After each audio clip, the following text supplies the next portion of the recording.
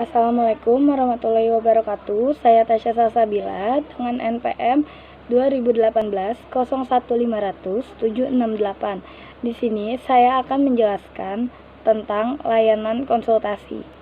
Layanan konsultasi adalah proses membantu klien melalui pihak ketiga atau membantu sistem memperbaiki layanan terhadap klien mereka.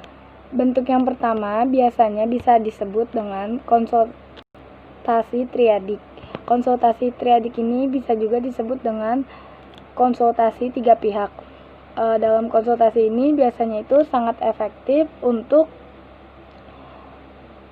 orang tua yang memiliki anak-anak yang bermasalah atau guru-guru yang memiliki siswa yang bermasalah. Bentuk kedua biasa disebut dengan konsultasi proses berfokus utamanya kepada proses yang digunakan oleh lembaga atau institusi yang mengembangkan misinya. Layanan konsultasi bisa disebut juga dengan layanan penjangkauan, karena konselor berfungsi sebagai anggota tim untuk membantu klien atau individu. Layanan konsultasi merupakan layanan konseling yang dilaksanakan oleh konselor terhadap seorang pelanggan yang disebut dengan konsulti, yang memungkinkan konsultasi memperoleh wawasan, pemahaman, dan cara-cara yang perlu dilaksanakannya dalam menangani kondisi atau permasalahan pihak ketiga. Konsultasi pada dasarnya dilaksanakan secara perorangan dalam format tatap muka antara konselor sebagai konsultan dan konsulti. Konsultasi juga bisa dilakukan lebih dari 2 orang atau lebih banyak lagi dengan syarat konsulti-konsulti yang lainnya siap dan bersedia. Konsultasi bisa dilakukan di mana saja, di sekolah, tempat bekerja, kantor, atau di tempat praktik mandiri, privat, konselor itu sendiri. Yang terpenting, dimanapun konsultasi itu diadakan, suasana yang tercipta itu harus rileks dan kondusif, serta memungkinkan terlaksananya asas-asas konseling dan teknik-teknik konseling. Di sini pun juga ada beberapa tujuan dalam layanan konsultasi. Yang pertama, tujuan umum. Yang kedua, tujuan khusus. Dalam tujuan umum ini, konsultasi bertujuan agar konsultasi dengan kemampuannya sendiri dapat menangani kondisi dan permasalahan yang dialami pihak ketiga. Dalam hal ini, pihak ketiga mempunyai hubungan yang cukup berat dengan konsulti, sehingga permasalahan yang dialami dengan konsulti tersebut setidaknya menjadi bagian dari tanggung jawab konsulti dan pihak itu sendiri. Di sini juga ada tujuan khusus, yaitu yang bertujuan untuk kemampuan konsulti sendiri yang dimaksudkan di atas itu dapat berupa wawasan, pemahaman, dan cara-cara bertindak terkait yang langsung dengan suasana atau pihak ketiga. Dengan kemampuan itu sendiri, itu sebagai tindakan hasil dari kemampuan konsultan. Dalam kaitan ini, proses pemberian bantuan dan tindakan konsultasi terhadap konsultasi dan pihak ketiga pada sisi yang kedua bermaksud mengentaskan masalah yang dialami dengan pihak ketiga. Jadi dalam tujuan khusus ini bisa digunakan dengan fungsi pengentasan. Dan adapun dalam layanan konsultasi ini beberapa komponen. Yang pertama yaitu konselor, yang kedua konsulti, dan yang ketiga adalah pihak ketiga. Konselor adalah tenaga ahli yang berwenang untuk melakukan pelayanan konseling pada bidang tugas pekerjaannya. Sedangkan konsulti itu adalah individu yang meminta bantuan kepada konselor agar dirinya mampu menangani permasalahan pihak ketiga yang setidak-tidaknya menjadi sebagian dari tanggung jawabnya. Sedangkan pihak ketiga itu adalah individu atau individu-individu yang kondisi atau permasalahannya dipersoalkan oleh konsulti ini sendiri. Jadi misal seperti konsulti ini menurutnya pihak ketiga ini harus ambil andil dalam permasalahannya. Ya setidak-tidaknya ikut bertanggung jawab dalam masalah pengentasannya. Pihak ketiga ini yang dilibatkan harus terkait langsung dengan konsulti yang mengalami permasalahan yang dimaksudkan.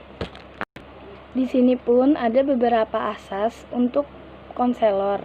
Yang pertama adalah asas kerahasiaan, asas kesukarelaan, asas kekinian, asas keterbukaan, asas kemandirian, asas kedinamisan, asas keterpaduan, asas kegiatan, asas kenormatifan, asas keahlian, asas alih tangan, dan asas tuturi handayani.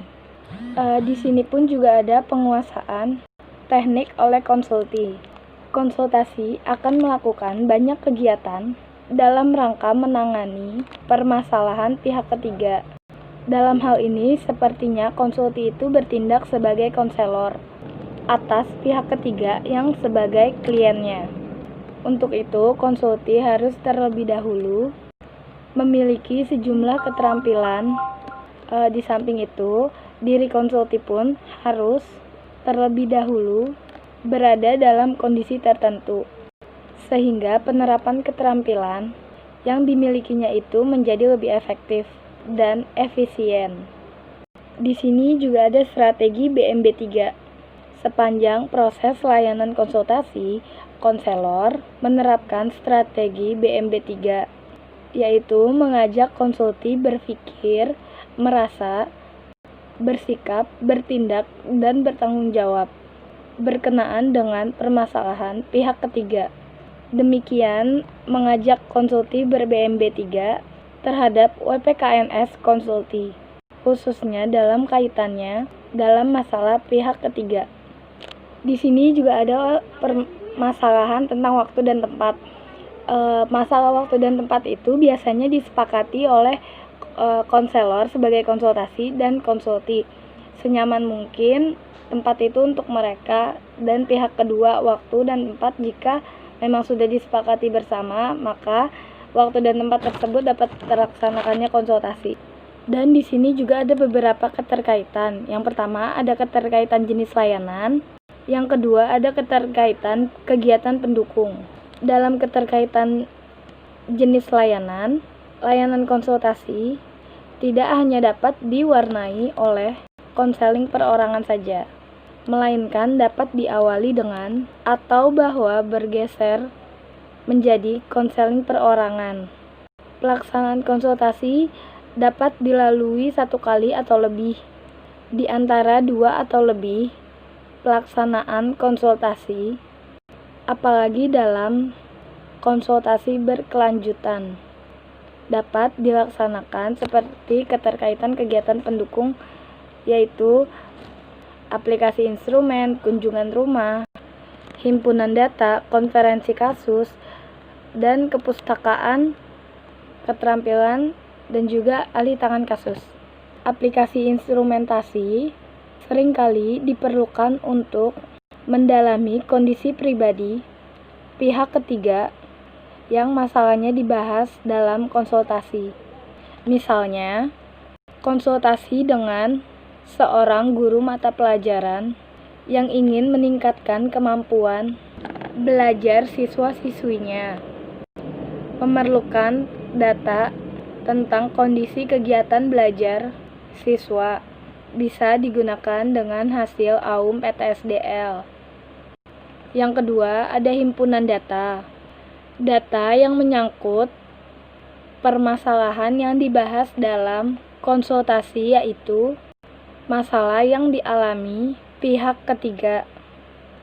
Mungkin telah tersedia dalam himpunan data. Misalnya data tentang IQ, hasil AUM umum, hasil AUM PTSDL, hasil belajar, riwayat kesehatan, cita-cita, keterangan tentang orang tua siswa, dan lain-lainnya. Biasanya data-data tersebut sudah dikumpulkan oleh guru pembimbing melalui aplikasi instrumentasi.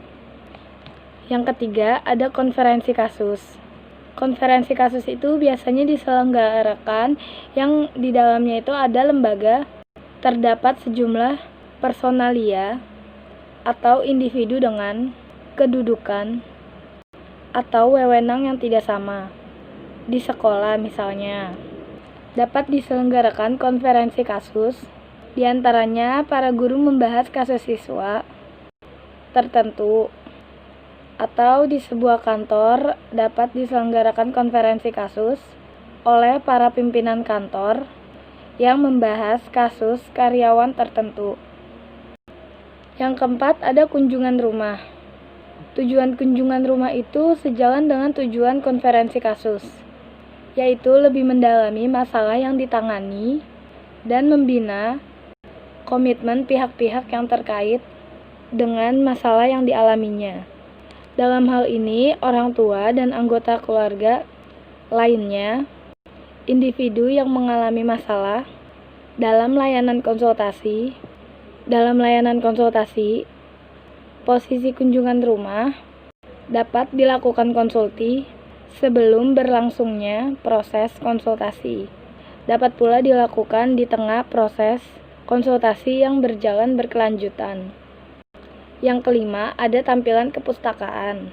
Tampilan kepustakaan diselenggarakan dengan meminta konsulti membaca buku atau artikel dengan materi yang terkait dengan permasalahan pihak ketiga. Hasil bacaan tersebut dapat memperluas WPKNS konsulti dan dapat dibahas secara langsung dalam proses konsultasi. Yang keenam, ada alih tangan kasus. Alih tangan kasus ini dilakukan apabila masalah pihak ketiga yang dibawa konsulti adalah masalah yang tidak jadi kewenangan konsultan untuk terlibat dalam penanganannya. Dalam hal ini, seharusnya konsultan dapat berhati-hati, terlebih-lebih apabila konsulti akan masalah yang bersifat kriminal atau pidana. Di sini juga ada beberapa operasional layanan konsultasi. Yang pertama ada perencanaan dan pengorganisasian. Yang kedua pelaksanaan. Yang ketiga ada penilaian.